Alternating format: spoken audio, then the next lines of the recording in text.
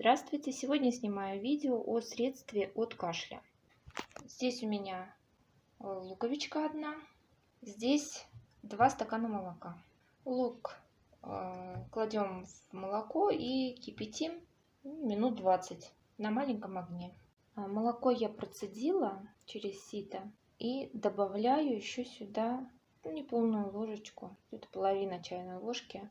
Это у меня гусиный топленый жир.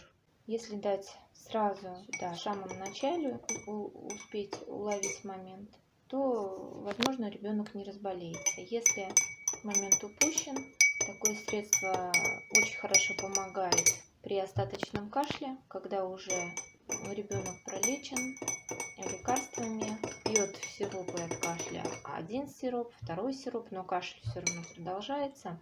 Вот такое средство очень хорошо помогает. Гусиный жир, конечно, не везде можно найти. Можно добавить сливочное масло простое, а можно и вообще без масла. Молоко делю на 2 раза, на 2 части.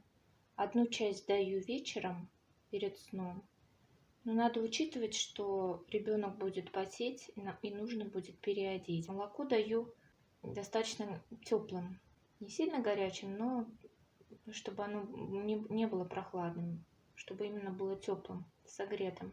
И вторую часть даю утром натощак, как только ребенок проснется. И уже с утра, после того, как ребенок выпивает молоко, начинает кашлять, и вся мокрота, если уже она отделяется, то вся мокрота начинает обильно отхаркиваться. Всем пока-пока, всем здоровья. Снимаю в потемках, потому что уже ночь. До свидания. Всем всего хорошего.